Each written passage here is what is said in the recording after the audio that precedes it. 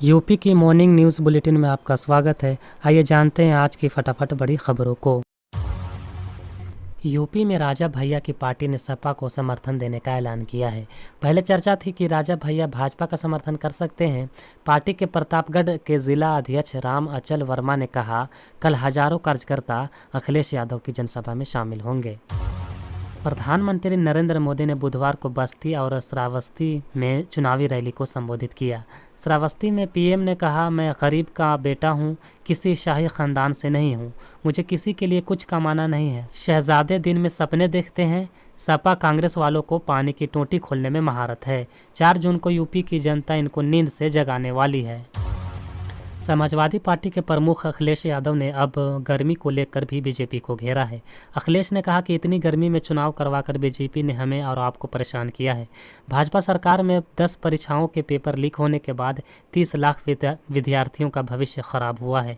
India गठबंधन की सरकार बनने पर खाली पड़े 30 लाख सरकारी नौकरियों को भरा जाएगा। साथ ही फौज में पहले ही की तरह भर्ती करते हुए अग्निवीर योजना समाप्त होगी। आरोप मढ़ा कि भाजपा सरकारें गरीबों को घटिया अनाज वितरित कर रही है। सरकार बनने पर पैकेट में पौष्टिक आटा व विद्यार्थियों को मुफ्त में डाटा दिया जाएगा। ये चुनाव समुद्र मंथन की तरह है जिसमें संविधान का मंथन होगा। कहा कि किसानों की आय दोगुनी करने वाले ने बोरियों से 5 किलो खाद चुराने का काम किया है। औरैया में महिला पोस्टमास्टर ने फांसी लगाकर खुद को ख़त्म कर लिया। 6 साल पहले एमएससी पास कर गांव के ही 12वीं पास ट्रक ड्राइवर से शादी की थी, लेकिन कुछ ही महीने बाद उसका पति से झगड़ा होने लगा। 4 महीने पहले उसने पति के खिलाफ मारपीट की एफआईआर कराई थी। मौसम विभाग ने आगामी 26 मई तक पश्चिमी उत्तर प्रदेश के लिए गर्मी का रेड अलर्ट जारी किया है। इस दरमियान दिन के तापमान में 2 से 3 डिग्री की बढ़ोतरी हो सकती है। आंचलिक मौसम विज्ञान केंद्र से मिली जानकारी के अनुसार 23 और 24 मई को पश्चिमी उत्तर प्रदेश में 1 या 2 स्थलों पर लू चलने की आशंका है, जबकि पूर्वी उत्तर प्रदेश में इस अवधि में गरज चमक के साथ बौछारें पड़ने, आंधी आने की संभावना है।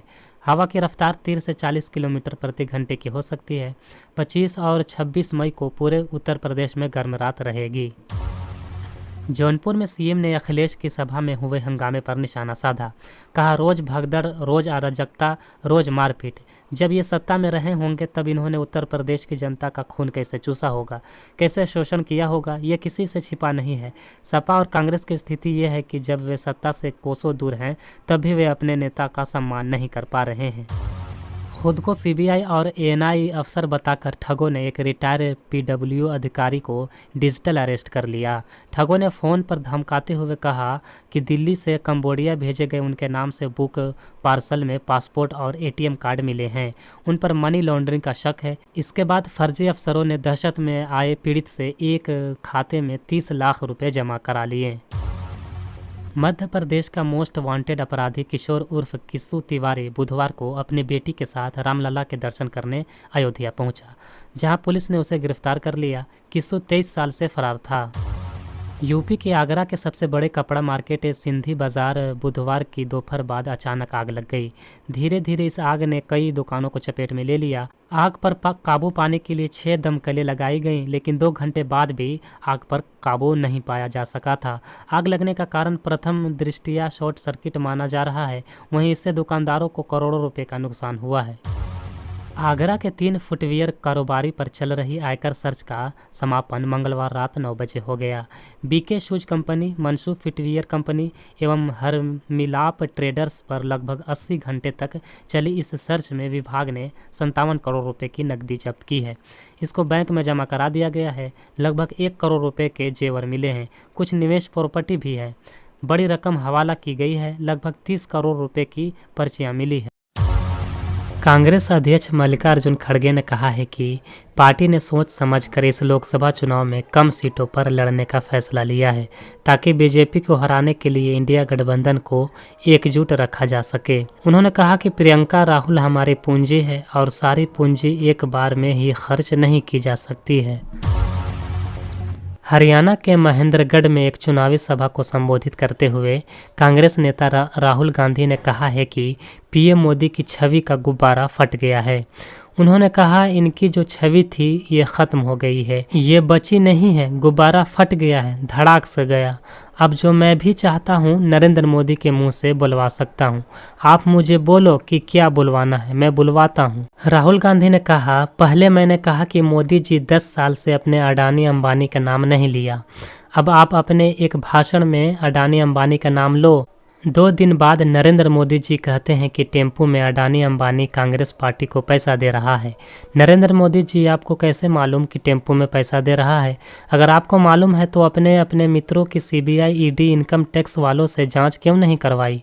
राहुल गांधी बीते दिनों ये दावा कर चुके हैं कि अब वो जो चाहे नरेंद्र मोदी से बुलवा सकते हैं।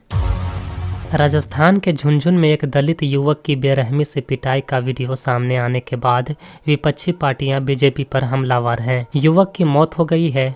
आम आदमी पार्टी ने इस मामले का वीडियो शेयर करते हुए लिखा है कि राजस्थान के झुंझुनू में एक दलित युवक रामेश्वर वाल्मीकि की बेरहमी से पीट कर हत्या कर दी गई। मोदी सरकार में दलितों के अधिकारों को छीना ही नहीं जा रहा, बल्कि उनकी निर्मम हत्या तक की जा रही है। आम आदमी पार्टी ने कहा है कि बीजेपी सांसद खुलेआम मंचों से कह रहे हैं कि उन्हें 400 सीट संविधान बदलकर दलितों और पिछड़ों का आरक्षण खत्म करने के लिए चाहिए। चुनाव आयोग ने बीजेपी और कांग्रेस को एक आदेश जारी किया है। इस आदेश में यह सुनिश्चित करने के लिए कहा गया है कि दोनों पार्टियों के स्टार प्रचारक मर्यादा बनाए रखें और चुनाव प्रचार के दौरान समाज को बांटने वाले भाषणों से दूर रहें। बीजेपी अध्यक्ष जेपी नड्डा को आदेश जारी करते हुए चुनाव आयोग ने उनके स्टार प्रचारकों को धार्मिक या सांप्रदायिक आधार पर प्रचार करने से दूर रहने का निर्देश दिया है। चुनाव आयोग का कहना है कि चुनाव के लिए भारत के सामाजिक और सांस्कृतिक माहौल को नुकसान नहीं पहुंचाया जा सकता है। आयोग ने बीजेपी और कांग्रेस दोनों पार्टियों को जाति, समुदाय और भाषा और धर्म के आधार पर प्रचार करने के लिए फटकार लगाई है। अमेरिकी विदेश मंत्रालय प्रधानमंत्री नरेंद्र मोदी के उस बयान पर टिप्पणी करने से बचा जिसमें उन्होंने दावा किया था कि रमज़ान के दौरान विशेष दूत भेजकर कैसे गजा में भारत ने इजरायली हमले रोके थे। विदेश मंत्रालय के प्रवक्ता मैथ्यू मिलर से दैनिक प्रेस वार्ता के दौरान ये पूछा गया था कि प्रधानमंत्री नरेंद्र मोदी ने हाल ही में एक इंटरव्यू के दौरान ये कहा था कि कैसे उन्होंने रमज़ान के पवित्र महीने में एक विशेष दूत को तेल अवीव भेजकर गजा में इजरायली हमले रोके थे। क्या अमेरिकी विदेश मंत्रालय को इस बारे में जानकारी है?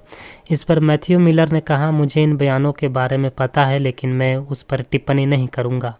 प्रधानमंत्री नरेंद्र मोदी ने इंडिया टुडे को दिए गए इंटरव्यू में कहा था कि मैंने अभी गजा में रमज़ान का महीना था, मैंने अपने विशेष दूत को इसराइल भेजा।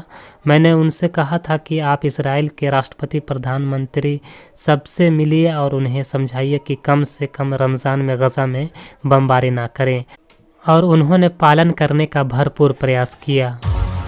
नॉर्वे के प्रधानमंत्री जोनास गार स्टोर ने कहा है कि उनका देश फ़लस्तीन को राष्ट्र के तौर पर मान्यता देगा। उन्होंने बताया कि अगली वाली 28 मई को नॉर्वे फ़लस्तीन को स्वतंत्र देश मानेगा। माना जा रहा है कि नॉर्वे के बाद अब आयरलैंड और स्पेन भी फ़लस्तीन को देश के तौर पर मान्यता दे सकते हैं। इस फैसले के विरोध में इसराइली ने आयरलैंड और नॉर्वे से अपने राजदूतों को वापस बुला लिया है।